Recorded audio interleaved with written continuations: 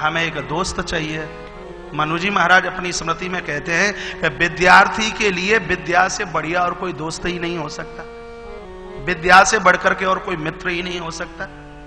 आपको अपने जीवन का समाधान चाहिए, चैलेंज व्यासपीठ का। आपके सामने जो ग्रंथ है, जो पुस्तक है, उसको आंख बंद करके बीच में से यूं खोल दीजिए और ऊपर की पंक्ति पढ़िए। जो आपने प्रश्न किया है उस अध्याय में आपको उस प्रश्न का समाधान मिल जाएगा, पक्की बात। सामने उस बुक को सामने रखिए, नेत्र बंद कीजिए और उसको खोल दीजिए। आपने जो प्रश्न किया है उसका समाधान आपको उसमें मिल जाएगा। विद्या से बड़ा दोस्त कौन है, विद्या से बड़ा मित्र कौन है? आप इर्द गिर्द महाराज चाहे जिसको चाहे जैसे ध्यान में लाते रहोगे, देखो मन एक है तो ये तो एक ही जगह लगेगा। तो आप नहीं पढ़ पा रहे, ये आप माता पिता के साथ धोखा नहीं कर रहे, आप ये स्वयं के साथ में धोखा कर रहे हो। बच्चे जीवन में ऐसे लायक बने कि जैसे राम के पिता दशरथ का नाम हुआ, कृष्ण के पिता श्री वसुदेव जी महाराज का नाम हुआ, उसी प्रकार से हमारे माता पिता का नाम होवे, यश होवे, उनका मान बढ़े, उनका सम्मान बढ़े। क्या बच्चों को नहीं पता कि दुनिया में जितना भी कुछ अपराध किया जाता है या ईमानदारी के साथ किया जाता है, ये माता पिता सब कुछ बच्चों के लिए ही तो करते हैं। और फिर भी बच्चे लायक न बने तो माता पिता की आंख में आंसुओं के अलावा और क्या हो सकता है? आप सुदूर क्षेत्रों से यहां चल करके आए, परिसर में बैठे जरूर है, लेकिन आपका ध्यान बच्चों के ऊपर है, बच्चों के ऊपर। पता नहीं कौन रोटी बनाएगा, स्कूल जा रहे होंगे कि नहीं जा रहे होंगे, क्या व्यवस्था हो रही होगी, बैठे हैं यहाँ, लेकिन ध्यान बच्चों के ऊपर है। हर माता पिता की जिंदगी अपने बच्चों के लिए होती है, और फिर भी वो बच्चे इस हिसाब के बन जाएं तो मुझे लगता है कि इससे तो बड़ा और कोई अपराध नहीं हो सकता। आज गुरुदेव ने प्रभु राम के ऊपर इतना स्नेह, महाराज दशरथ, तीनों माताओं ने इतना स्नेह और प्रेम किया है। यहाँ गोस्वामी जी बड़ी सुंदर चौपाइयों के साथ में अनुमोदन कराते हैं। और तुलसी गुरुकुल विद्यापीठ की दीवार के सामने के फ्रंट के ऊपर ये दोनों चौपाइयां लिखी हुई हैं। बच्चे नित्य स्मरणित करें, भाव छिपा हुआ है इसमें विद्यार्थी का। प्रातः काल उठी के रघुनाथ, प्रातः काल उठी के रघुनाथ, प्रातः काल उठी के रघुनाथ, प्रातः काल उठी के रघुनाथ, मात पिता गुरु नाभि माता, मात पिता गुरु नाभि माता, गुरु गृह पढ़न गई रघुनाई, गुरु गृह पढ़न गई रघुनाई, अल्प काल बीत्यात आई, अल्प काल बीत्यात आई, प्रातः काल उठी रघुनाथ, प्रातः काल उठी रघुनाथ, प्रातः काल उठी रघुनाथ, प्रातः काल उठी रघुनाथ। बच्चे प्रातः जागे, स्कूल जाए उससे पहले माता पिता के, बड़ों के, बुजुर्गों के चरणों में वंदन करें, क्योंकि वंदन करने से आशीर्वाद मिलता है और आशीर्वाद के द्वारा एक नवीन भाग्य का निर्माण होता है। देखिए विद्या कैसे नहीं आती है, चुनौती है इस बात के लिए। एक बार प्रभु के इस गुणवत्ता को उतार तो लीजिए। क्या आपने एकलव्य की कथा नहीं सुनी? पत्थर की प्रतिमा को ही वंदन प्रणाम करता रहा, एक विलक्षण धनुर्धर बन गया। शिष्य के अंदर ऐसी श्रद्धा होती है, गुरुदेव हृदय खोल करके महाराज उसको अपना सब कुछ लुटा देते हैं, अपना सब कुछ दे देते हैं। आइए, मेरे प्रभु और छोटे से बड़े हुए हैं, धूल धूसरित स्वरूप है मेरे भगवान का। अवदेश माता माता पिता गुरु नाभि माता, गुरु गृह पढ़न गई रघुनाई, गुरु गृह पढ़न गई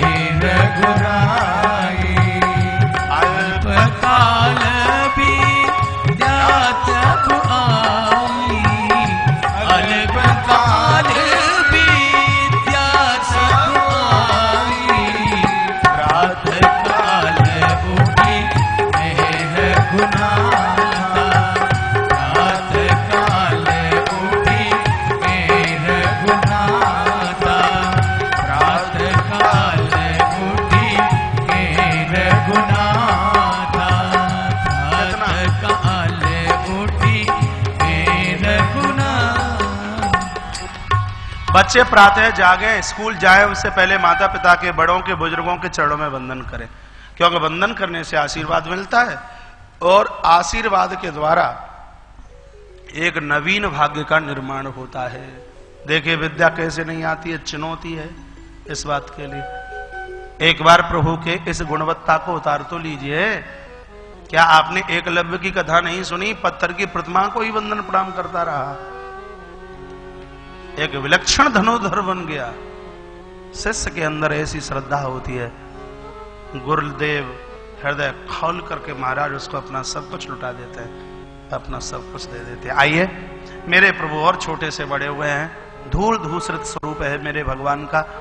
अवधेश नरेश दशरथ भोजन कर रहे हैं, प्रभु को बुलाया, कहा बेटा राम आजा भोजन कर ले। भोजन कर तो बोले जब राजा, लेकिन नहीं आवत।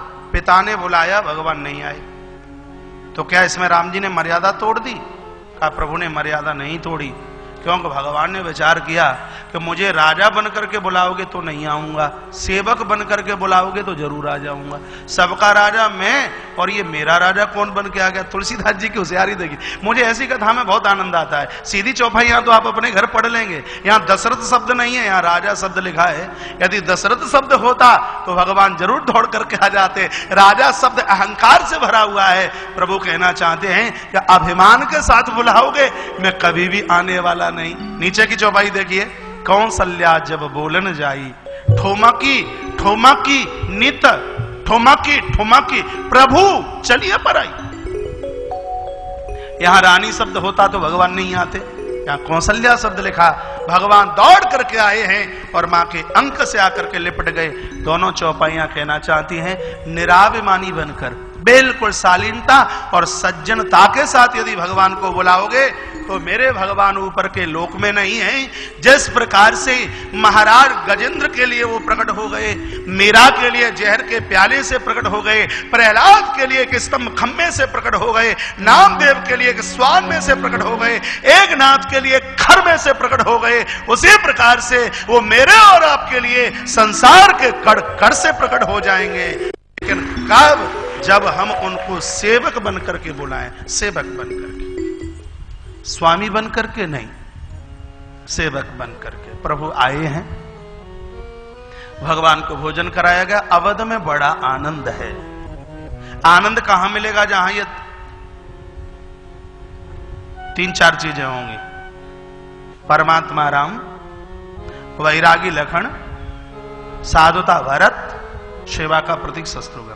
वहां आनंद तो अपने आप मिलेगा। अवध में बड़ा आनंद है, लेकिन वन में एक महात्मा बहुत परेशान है, बहुत दुखी है। साधु का अपना कोई निजी दुख नहीं होता, साधु का अपना निजी कोई सुख भी नहीं होता।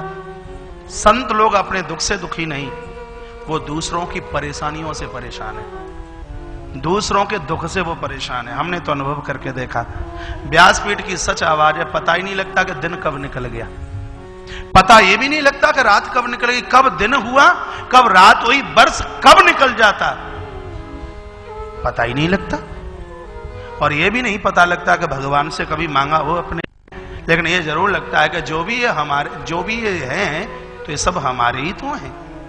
वसुदैव कुटुंबकम, ये पूरी दुनिया हमारी है। प्रभु हम जो भी कुछ करते हैं, इस सब का सौभाग्य तो हमारे इन महान आत्माओं को मिलना ही चाहिए। विश्वामित्र जी अपने दुख से बिल्कुल दुखित नहीं है।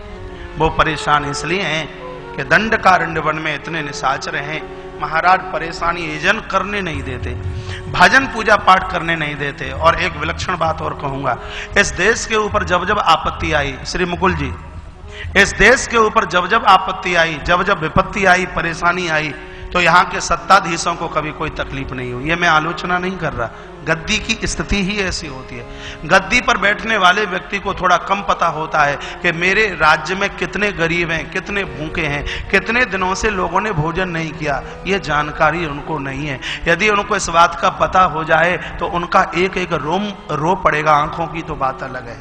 जब जब रावण जैसे अत्याचारियों का अत्याचार इस धरती पर हुआ, गद्दी पर बैठने वाले महाराज विदेह जनक को दिक्कत नहीं है, गद्दी पर बैठने वाले किष्किंधा के राजा बाली को परेशानी नहीं, गद्दी पर बैठने वाले अयोध्या के नरेश दशरथ को परेशानी नहीं।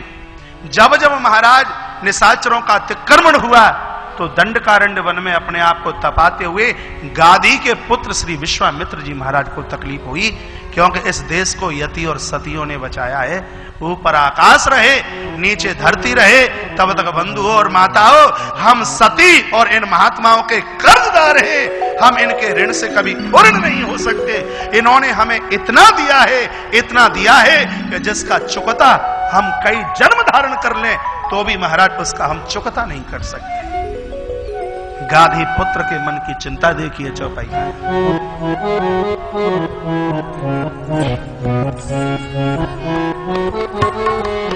गाधी तनय मन चिंता व्यापी, गाधी तनय मन चिंता व्यापी, हरि बिनु मन गिन निशिचर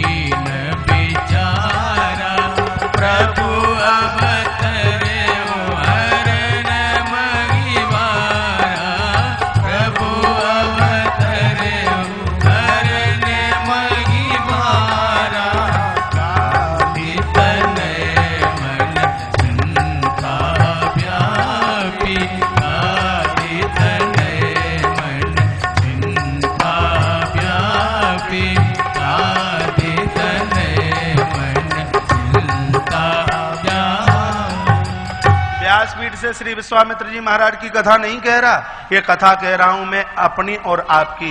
ये कथा सुनकर अपने बच्चों के लिए मत रोना, अपने परिवार के लिए मत रोना, उनके लिए रोना जो इस जगत में बेसहारा है, लाचार है, अनाथ है, असहाय है, दुनिया में उनका कोई भी नहीं है। अरे अपने लिए जीना क्या कोई जिंदगी है? जिंदगी है नाम उसका जो जिंदगी दूसरों के लिए जी ली जाए। परमार्थ और परहित करने वालों के लिए इस जगत में कुछ भी संभव, कुछ भी असंभव नहीं महाराज, सब उनके लिए संभव है। परहित बस जिनके मन माही, तिन कहूं जगत दुर्लभ कछु नाई। रामायण के अरण्य कांड की चौपाई है, जटायु के प्रसंग। उन गरीबों को देख करके रो पड़ी है जो बेसहारा हैं, जो लुट गए हैं, जिनका इस दुनिया में कोई भी नहीं है। उन अनाथों को आप सनाथ कर दीजिए। भगवान ने इसके लायक बनाया आपको, भगवान ने इसके सक्षम आपको बनाया। श्री विश्वामित्र जी महाराज की आंखें भर आई, क्या करूं, आंख बंद की, पता लगा अवध में महाराज दशरथ के घर में परमात्मा का अवतार हो चुका है। और फिर देर नहीं लगाई, बिल्कुल चल पड़े हैं। राजा को सूचना मिली है कि इस हिंदुस्तान की माटी का एक बहुत बड़ा कोई साधु चल के आ रहा है। साथ में ब्राह्मणों को लिया, अनुचरों को लिया, स्वस्ति वाचन का पाठ करते हुए सब महान ऋषि के स्वागत और सम्मान के लिए आ रहे हैं। ये देश की मर्यादा थी, ये देश का एक बहुत बड़ा संस्कार था। जब पता लगता था कि हमारी देहली पर कोई आ रहा है, लोग एक आध किलोमीटर तक सम्मान करने के लिए बाहर पहुंच जाते, लेकिन अब तो कोई देहली पर चल करके आता है तो लोग किचन या बाथरूम में अंदर घुसते हैं, पत्नी को बोल देते हैं कि बोल दे घर पर नहीं है, भोपाल गया है। ऐसी कौन सी गलती हो गई है सो बाथरूम में छिप रहे हो? अरे बड़भागी महान व्यक्ति के दरवाजे पर कोई आता है, यदि आप उसका अंधकार मिटाने में और उसके लिए एक सुख का दीपक जलाने में सक्षम हैं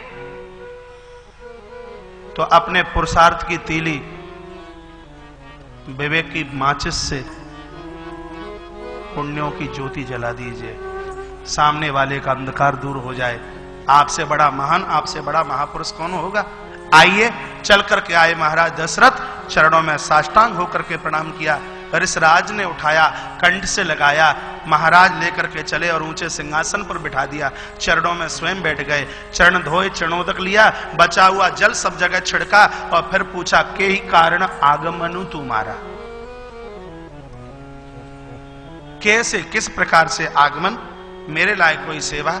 मैं अपने आप को बड़भागी समझूंगा यदि कहीं मैं आपके चरणों के लायक हो जाऊं तो बता दीजिए। आपका आना कैसे होगा। तब बोल दिया है, हम क्यों आए सुन लीजिए।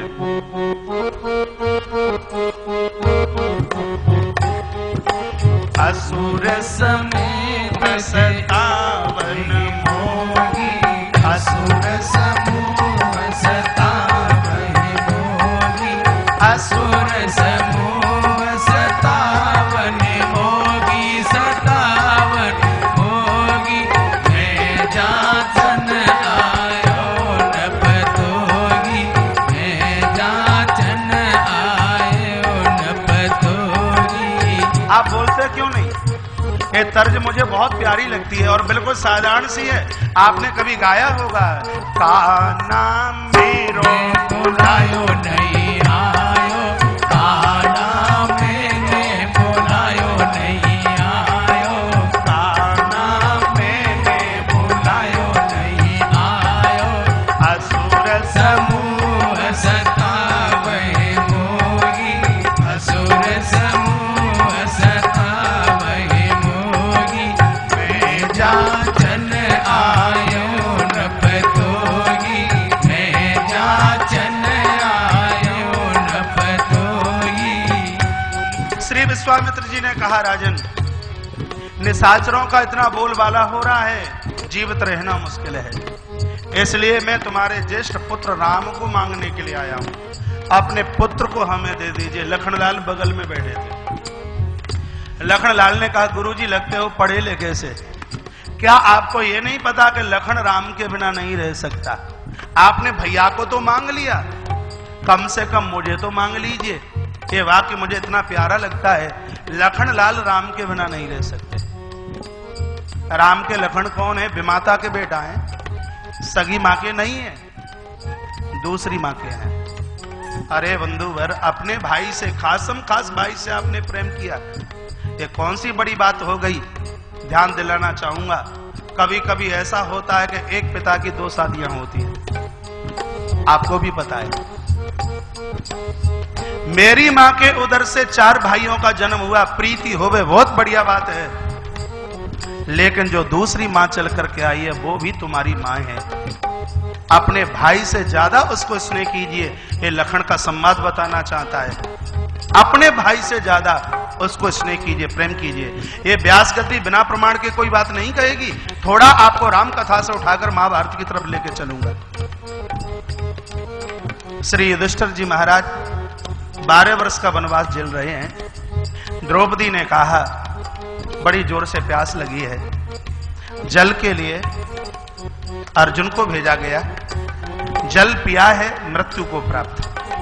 भीम को भेजा गया, यहां तक कि नकुल और सहदेव को भी भेजा गया, जो पहुंचे और वो ही मृत्यु के परकोटे में पहुंच गया। जब बहुत देर हो गई तब श्री युधिष्ठिर जी महाराज पहुंचे हैं और देखा अपने 4 भाइयों को मृत स्थिति में। आंखें भर आई और मन में विचार किया कि कहीं ये जल विषाक्त तो नहीं है। जो ही अंजलि में जल लिया, जब भाई नहीं तो मेरा जीवन किस बात का है। हाथ में जल लिया, इतने में वृक्ष की डाली पर कोई महान आत्मा ने आवाज लगाई, धर्मराज खबरदार, जल मत पी लेना।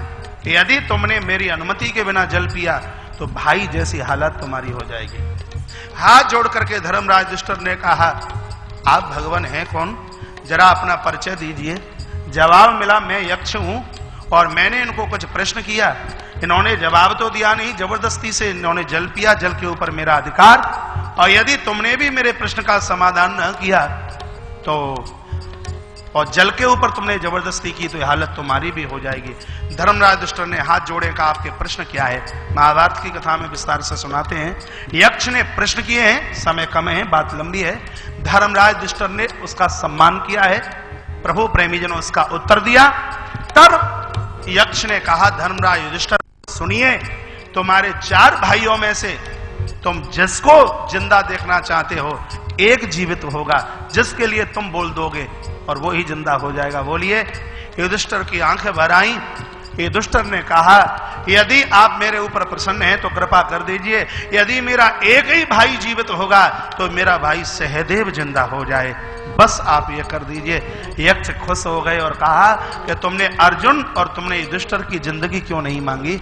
तब धर्मराज युधिष्ठिर ने कहा, अरे माद्री भी तो मेरी मां, कुंती मेरी मां है, तो क्या माद्री मेरी मां नहीं? मेरी एक पिता की दो देवियां, वो भी तो मेरी मां। जब मैं दुनिया छोड़ करके ऊपर जाता तो मेरी माद्री मुझे पूछती, अरे युधिष्ठिर ये तुमने अच्छा नहीं किया, जब कुंती का एक युधिष्ठिर जिंदा था तो कम से कम माद्री का भी तो एक जीवित होना चाहिए था। इसलिए मैंने आपसे मांगा कि मेरा भाई सहदेव जीवित हो जाए, क्योंकि मैंने नकुल, सहदेव और अर्जुन और भीम में कभी अंतर नहीं समझा। पूरी दुनिया भर के लोग मेरी इस बात को सुन रहे हैं। ऐसा बहुत जगह होता है, पिता की दो शादी होती है, लेकिन वहां की घृणा, वहां का बंटवारा, वहां